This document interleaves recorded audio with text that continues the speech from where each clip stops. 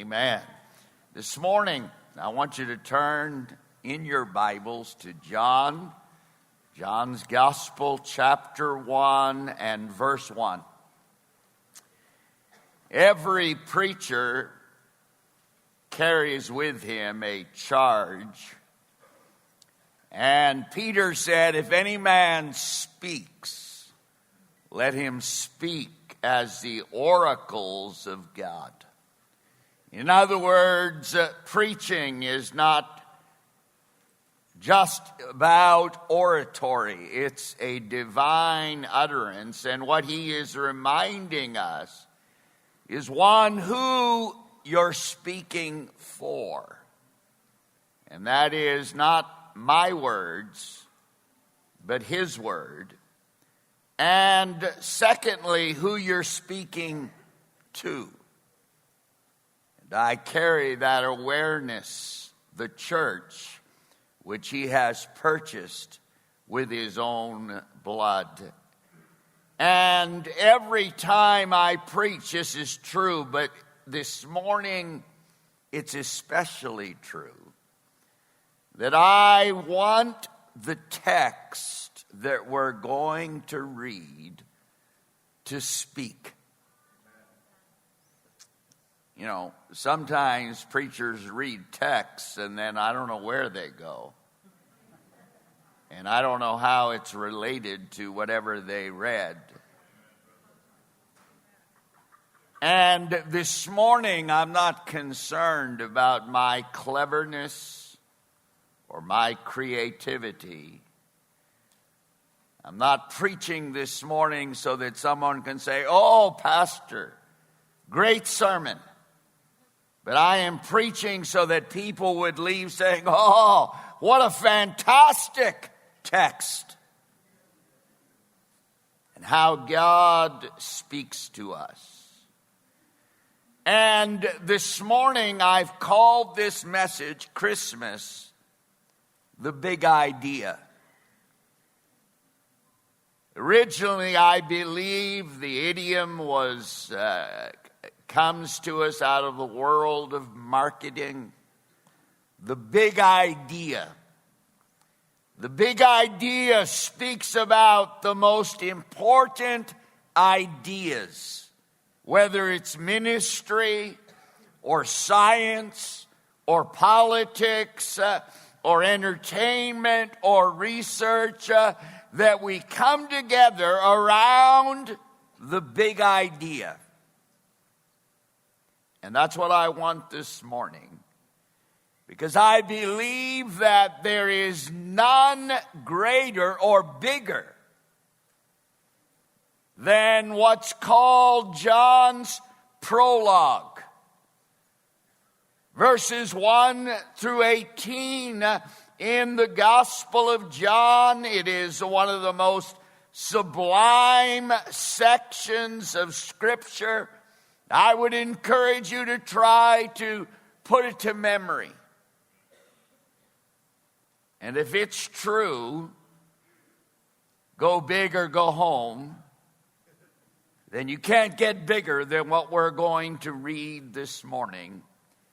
Not just at Christmas, but at any time. So if you want to read with me, I'm reading out of the New King James, so don't read something else where people think they're confusing. You can go from the screen if you have to, but we're going to read verses 1 through 14. In the beginning was the Word, and the Word was with God, and the Word was God. He was in the beginning with God. All things were made through him. And without him, nothing was made that was made. In him was life, and the life was the light of men. And the light shines in the darkness, and the darkness did not comprehend it, or literally overcome it.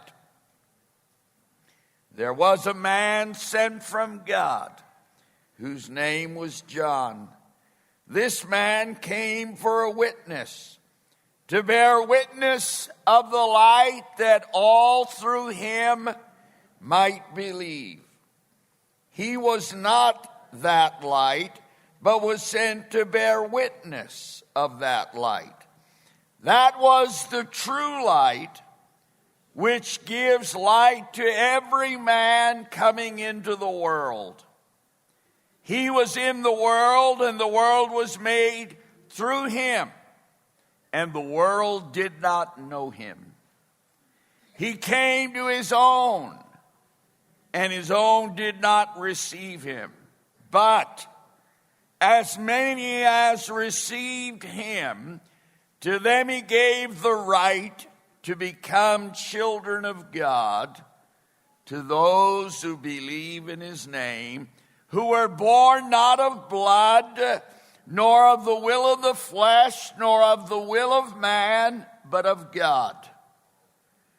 And the Word became flesh and dwelt among us, and we beheld his glory, the glory as of the only begotten of the Father, full of grace and truth.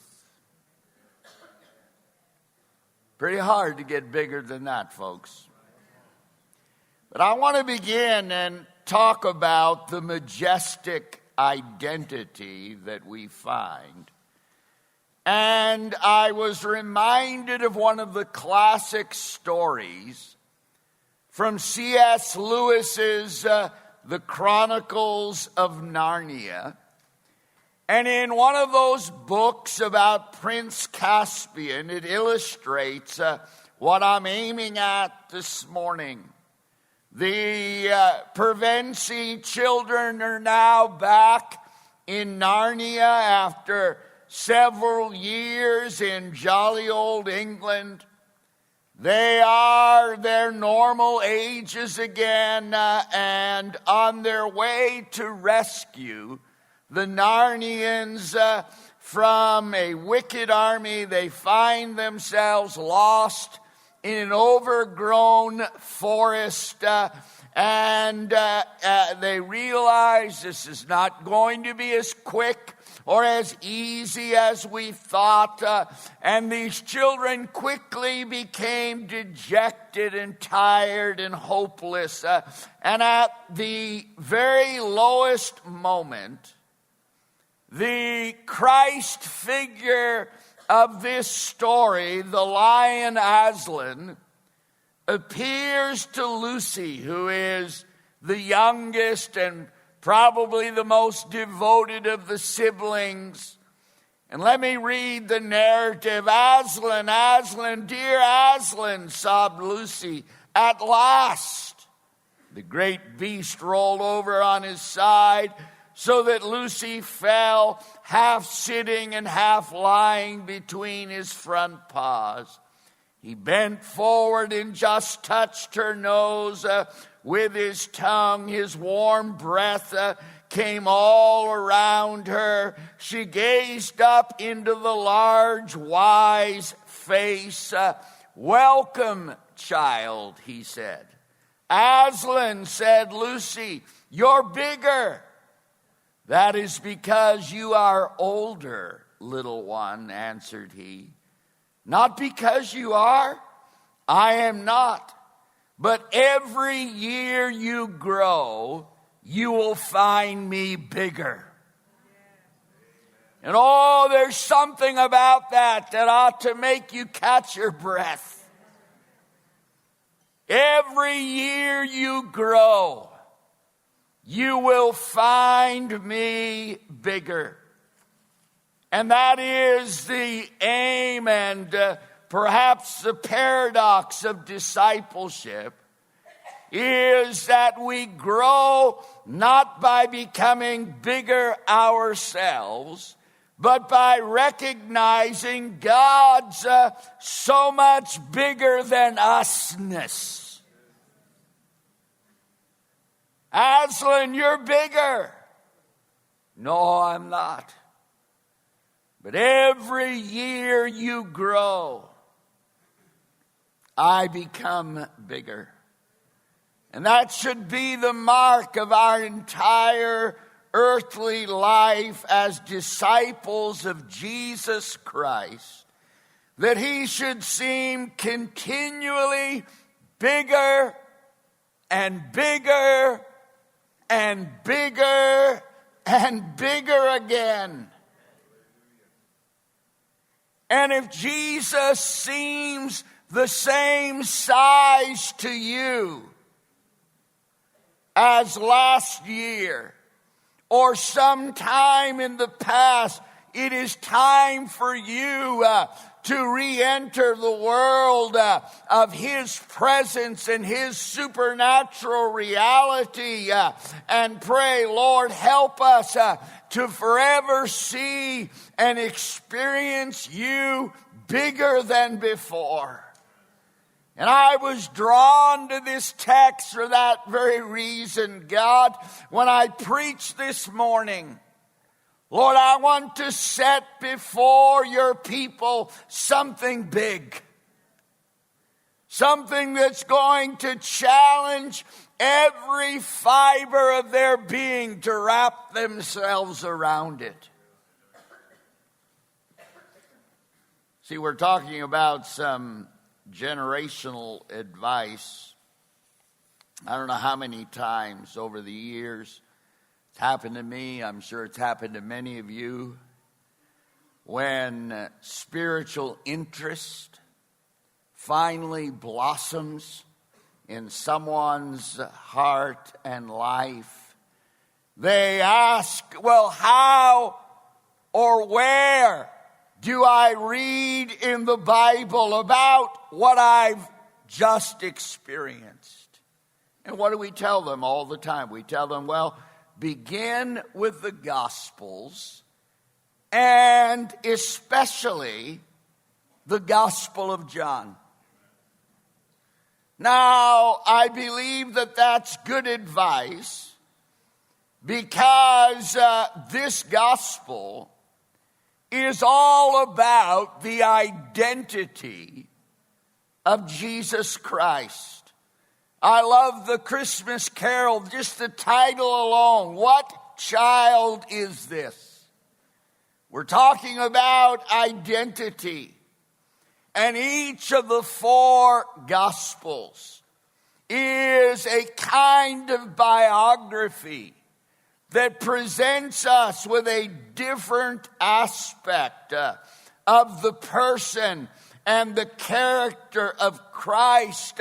And when we come to John's Gospel, we learn most about his Godhead or his deity. It is in this Gospel that we have this majestic vision of his identity. The Gospel of John contains the 7 I ams of Jesus, which is all about identity. When he said, I am the way, the truth, and the life. I am the light of the world, and so forth.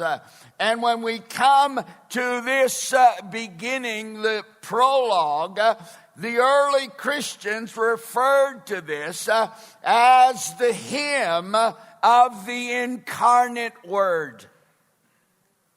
John is very, very clear. He's very precise about the purpose of his gospel and its presentation. In chapter 20, he writes, and truly Jesus did many other signs in the presence of his disciples, which are not written in this book. But these are written that you may believe that Jesus is the Christ, the Son of God, and that believing you might have life in his name. He's right up front. He said, what I've written is number one, that you might believe.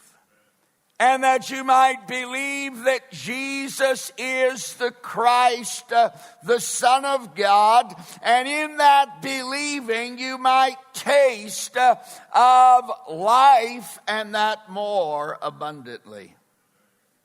So let's unpack some of the greatness of the identity and ask ourselves, who is he?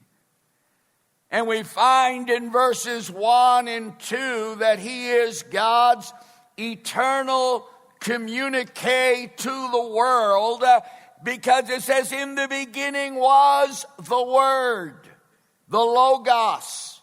It is a term that refers to, in Greek thinking, the basic defining principle that permeates our ordered universe. In the beginning was the Word. That Christ is eternally pre-existent. In the beginning was. And if you study this verse, it is the Greek imperfect tense, which means continuous action.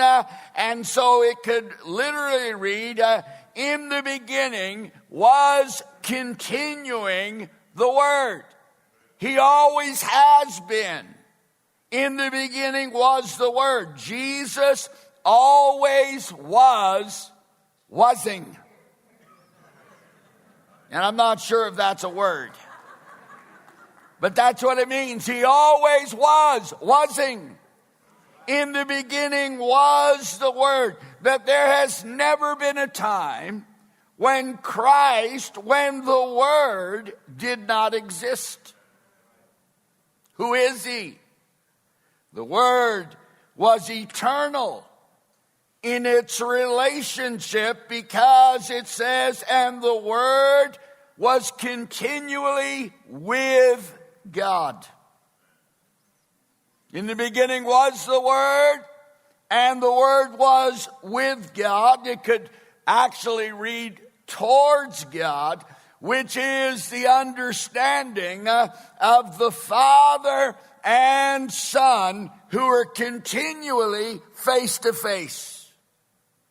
It's describing his existence, that it's always been with the deepest equality and intimacy with the Father. In the beginning was the Word, and the Word was with God. And then to emphasize, and the Word was God. That the Word was eternally God in his essence and in his character. Who is he? John also reminds us that Jesus, the Word, the Son of God, was the divine agent in creation. Verse 3, all things were made by him, and without him there was nothing made that was made. And the idea is not one single thing. That God the Father may have designed the universe, but it was God the Son who flipped the switch, who spoke the words that brought the universe into being. He is both the engineer and the artist of creation. Now, let me correct a little erroneous thinking, and maybe it's here, maybe it's not. But let me appeal to one of the newest cultural, philosophical, and theological sources, which is DC Comics and Marvel Comics. And the idea that people give to the universe personality and purpose. And will say, I don't know how they say it with a straight face, well, the universe must have wanted da-da-da-da. Or the universe must not have wanted, put in whatever you want. And they'll even add to it the multiverse, which is there's not just Earth, but there's Earth 1 and Earth 2 and Earth 19 and Earth 165 and on it goes. Let me tell you that the universe is controlled by the one who said, let there be light, and there was light. All things were made by him. And whether it is the macrocosm of this vast universe or the microcosm of the atom, it says, for in him all things were created, things in heaven and on earth, visible and invisible, whether thrones or powers or rulers or authorities, all things have been created through him and for him. He is before all things, and in him all things are held together. Who is he? He is the divine agent in creation. And if I could suggest something, that if you could have been there in Genesis chapter 1, when the Word said, let there be light, there was light, and so forth, and you did a little bit of voice recognition analysis, you would have heard that same voice spoken on the mount that said, blessed are the pure in heart, for theirs is the kingdom of heaven. Now, the two voices are the same. Who is he? John continues and says this same word is the source of life and hope. Verse 4, in him was life, and that life was the light of men. In other words, discovering meaning and purpose in life can be traced back to him who is the true light that lights every man that comes into the world. And it is this fact that in him was life, and that life was the light of men. This fact set in motion all of the events in verses 6 through 9 that says there was a man sent from God whose name was John, and John came to bear witness of that light. He himself was not the light. He was simply a witness to the light, the true light, which lights every man that comes into the world. And this fact set in motion those events that were determined before time began that resulted in the coming of Jesus Christ. John begins, who is he? And I hope this morning that he's bigger in your life than he was last year. Because the more you grow, the bigger he becomes. Let me look secondly at the mystery of receptivity. Because there is here a recognition of a cosmic struggle that is going on. In him was life, and that life was the light of men. And verse 5, the light shines in the darkness, and the darkness has not overcome it. The New Living Translation, the darkness can never extinguish it. In other words, this eternal word, there is a struggle between light and darkness. And John recognizes that, because if we're going to understand the meaning of life, the world around us, if we're going to understand history, we're going to have to realize the light shined in the darkness, and the darkness could never extinguish it. That's why all the great epic stories of both history and literature have at its center this struggle between good and evil.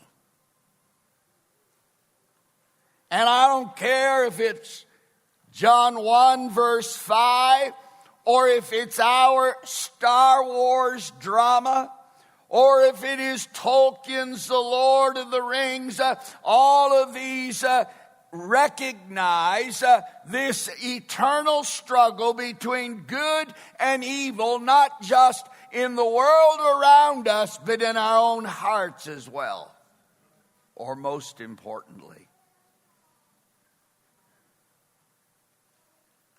That's why in Jesus, in this greatest story ever told, we can say, I've read the end of the book, and we win.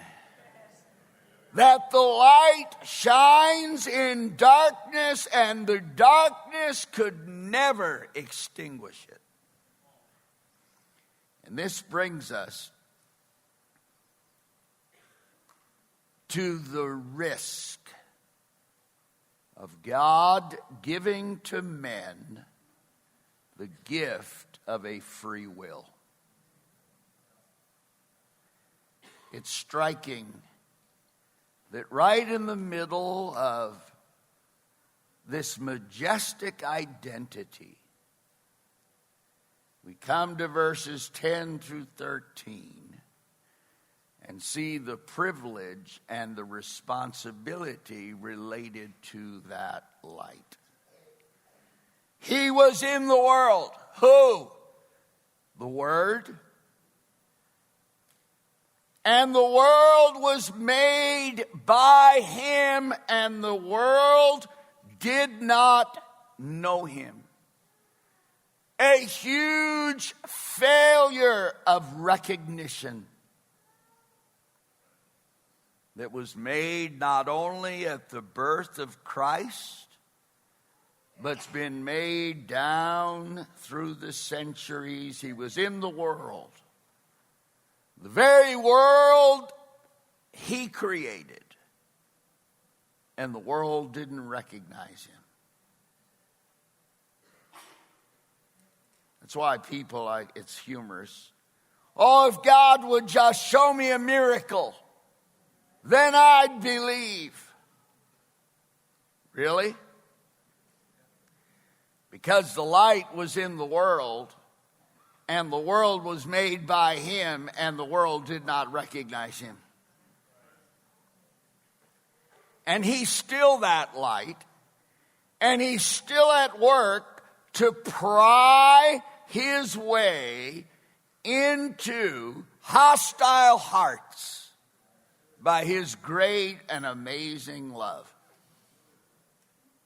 Now, I don't know how many of you can only sleep when it's pitch black.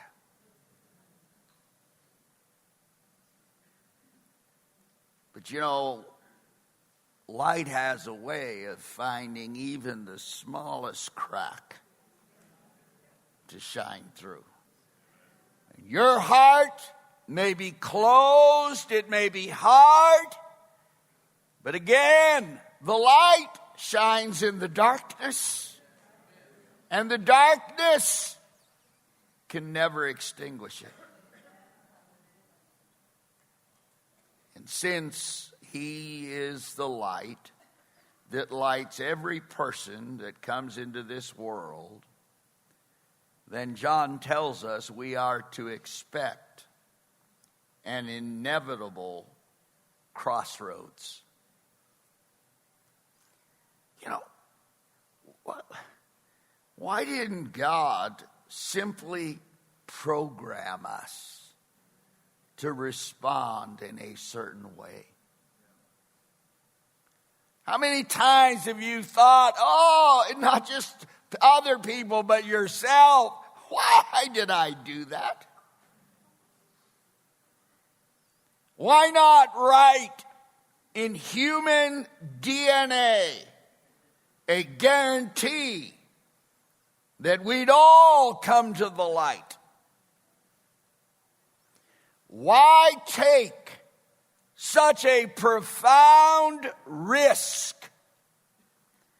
by giving man a free will? Why the crossroads of either rejection or reception? This is the great mystery that John speaks of. And the answer to that question is that God felt that the risk was worth it. That man would be made fully in the image of God.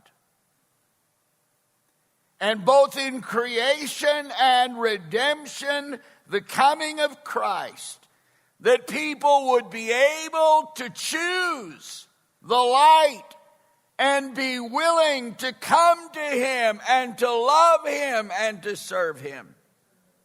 Isn't the miracle of your spouse the fact that here is someone on planet Earth that has chosen to love you, warts and all?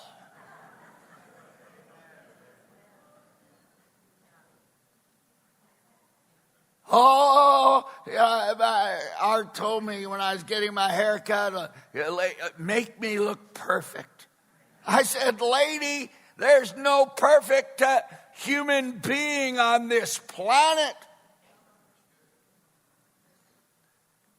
And God felt, you know what, that risk of giving to the crown of his creation a free will. With that will, they could reject him. With that will, they could receive him. God said that's worth it.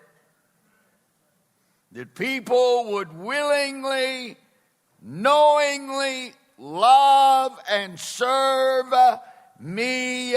And this is why we cannot remain passive. Verse 11, he came unto his own, and his own people did not receive him. Does it ever break your heart or grieve or burden your heart the fact that people reject the light, the Word that became flesh? Does it grieve you? He came unto his own. He's talking about the Jewish people, but there's a greater application. He came unto his own, and his own received him not. Some of you this morning, Christmas, a familial time, but your heart, and it doesn't mean that you're going to sit in a corner and mope, but your heart is burdened that there are loved ones or children or parents that he came unto his own, and his own would not receive him. But, thank you for that word.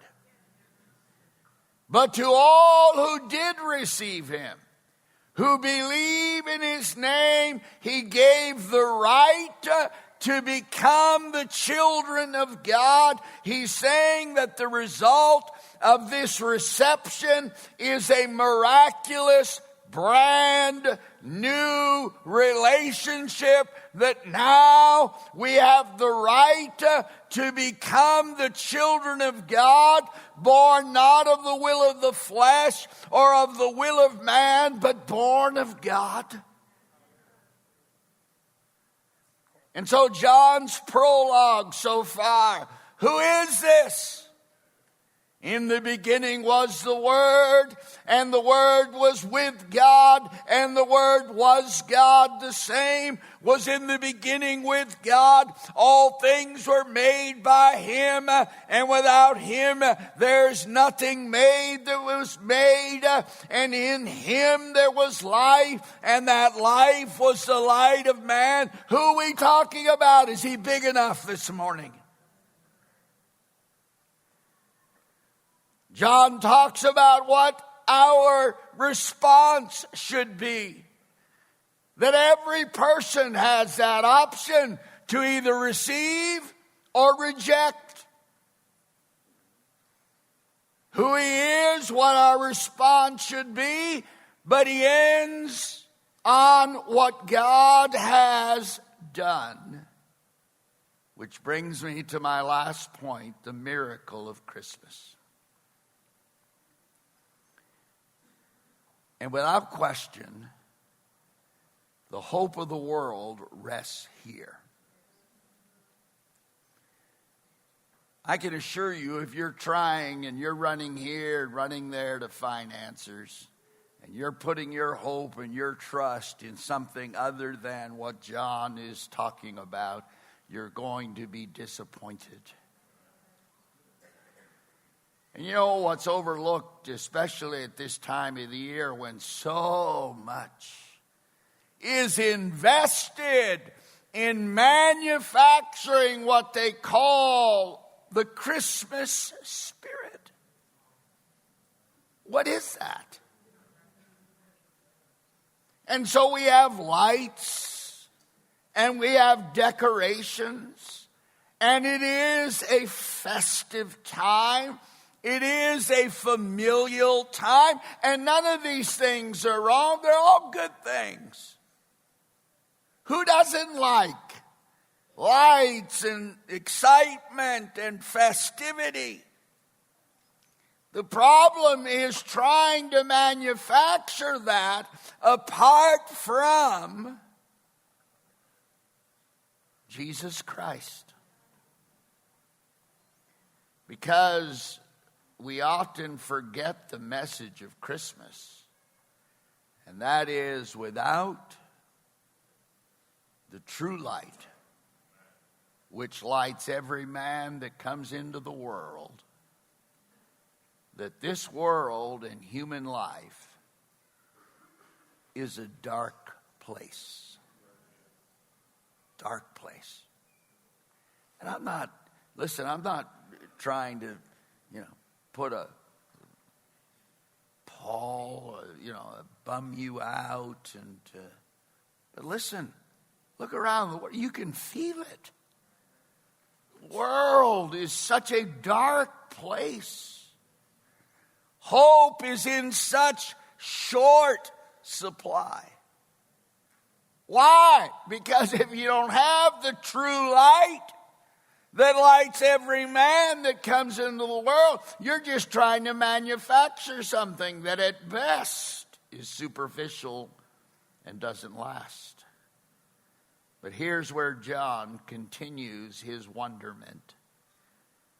Verse 14, and technically the prologue ends with verse 18, but it didn't fit into my outline quite as smooth, so we're stopping at verse 14. But here's the intersection of heaven and earth. Remember who He is. Remember what our response should be as human beings. And here's where heaven and earth intersect, verse 14, and the Word became flesh and dwelt among us. And we beheld His glory, the glory as of the only begotten of the Father, full of grace and truth. You know what that says? The world is truly a dark place.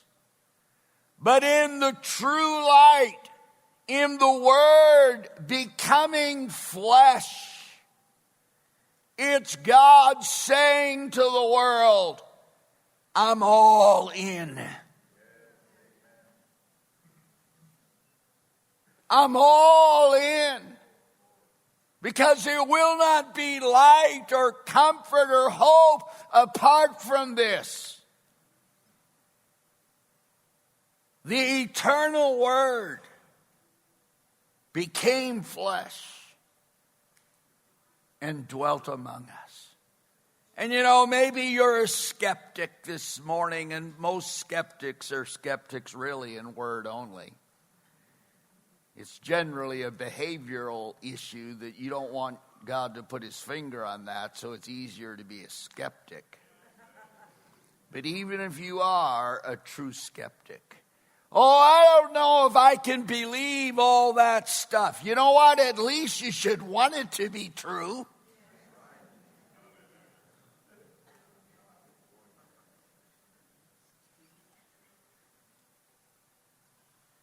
And the reality that we're called to see is that Jesus wasn't just born. He didn't just come. He was given. Isaiah, for unto us a child is born, unto us a son is given. God's greatest gift, heaven's greatest gift, the Word became flesh and dwelt among us. And he transmitted to human beings the gifts desperately needed. We beheld his glory. The glory as of the only begotten of the Father, full of grace and truth. He's talking about a relationship with God based on those amazing realities of grace and truth. See, the Jesus of Christmas and the Jesus of the resurrection is in the business of changing people's lives. I'm always curious when a celebrity or someone well-known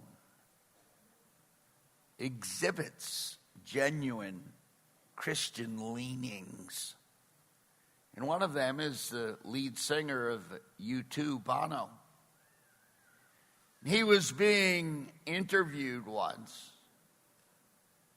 And I'm going to read this, and listen, he's not the greatest theologian, okay? But listen to what he said.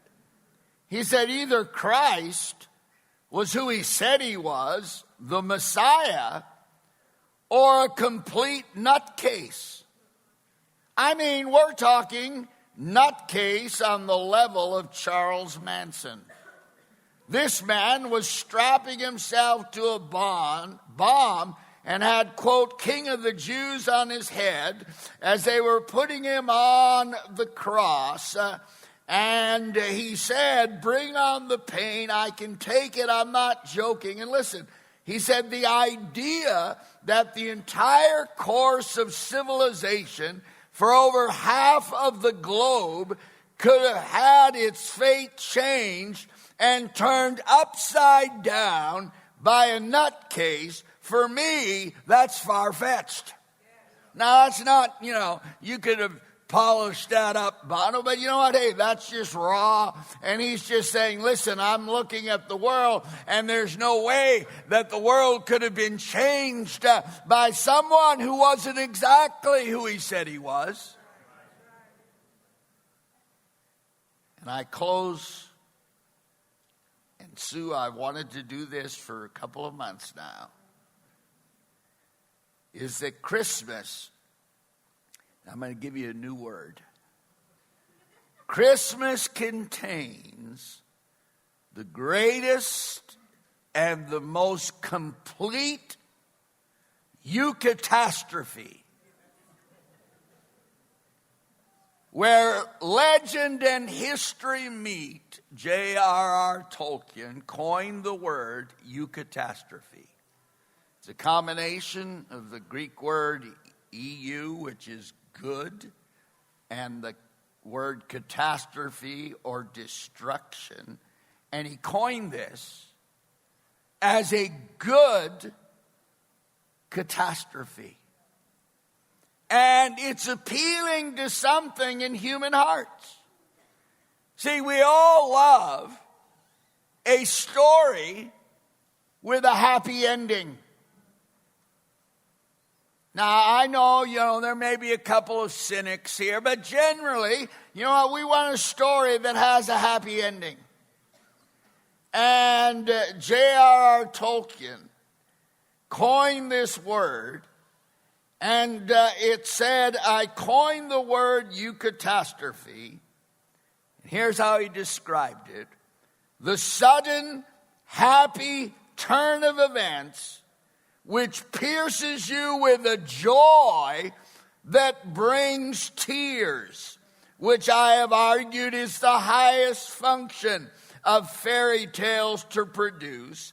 And I was there led to the view that it produces its particular effect because it is a sudden glimpse of truth. In other words, this sudden turn of events where all of a sudden now everything changes. The script has been changed.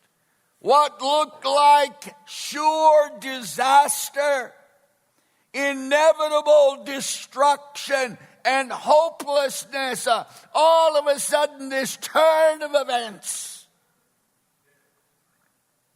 that brought about joy and tears of joy and laughter. Because in this dark world, the Word became flesh and dwelt among us. And human history has a Eucatastrophe. And that is the light has shined into the world, and the darkness did not overcome it. And Tolkien went on to say, it is the mark of a good fairy story, of the higher or more complete kind, that however wild its events, however fantastic or terrible the adventures, it can give to child or man that hears it when the turn comes, a catch of breath, a beat and lifting of the heart.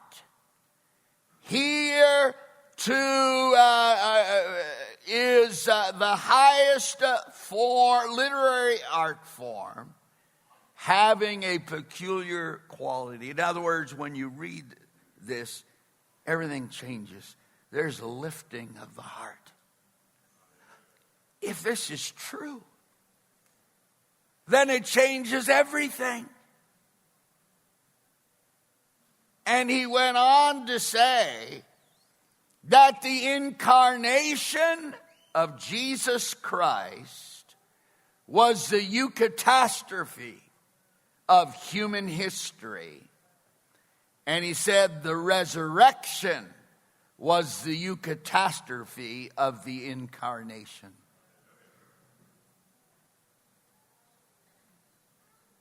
This sudden turn of events.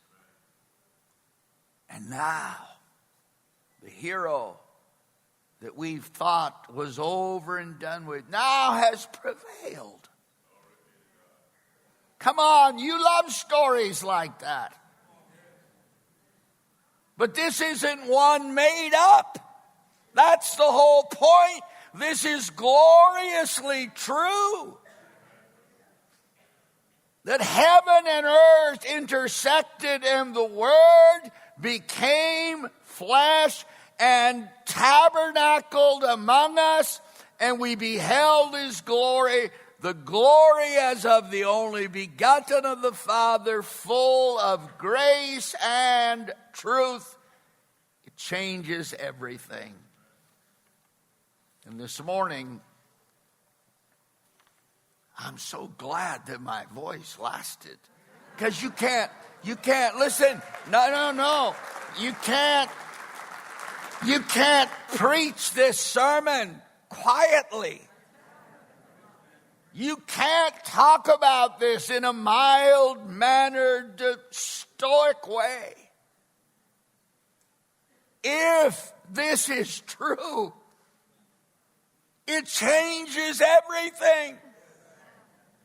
That why do we celebrate the birth of Christ over 2,000 years later? Because it was the Eucatastrophe of history. God became flesh and became our Emmanuel. And the final part of that is that when they nailed him to a cross, he'd already promised, but on the third day, he rose again from the dead. A Eucatastrophe of, unbelievable proportions. Because if Jesus rose from the dead, everything is gloriously true. Everything rises or falls upon that fact.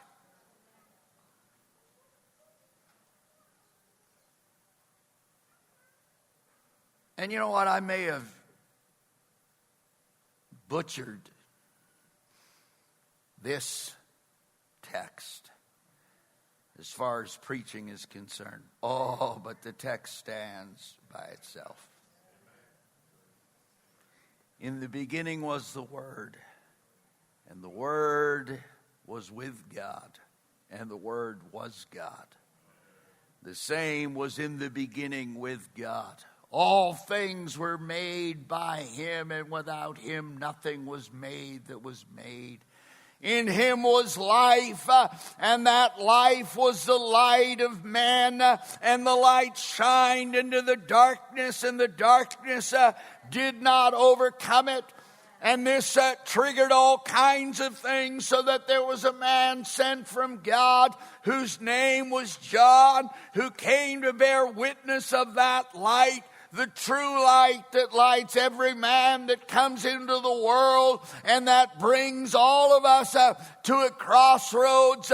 Either he was in the world and the world did not recognize him, or he came unto his own and his own received him not, or we can be those, but as many as received him, to them gave he the right to be called and to become the children of God, who are born not of the will of man, nor of blood, nor by flesh, but by God. And that Word became flesh and dwelt among us. And oh, today we are still beholding his glory.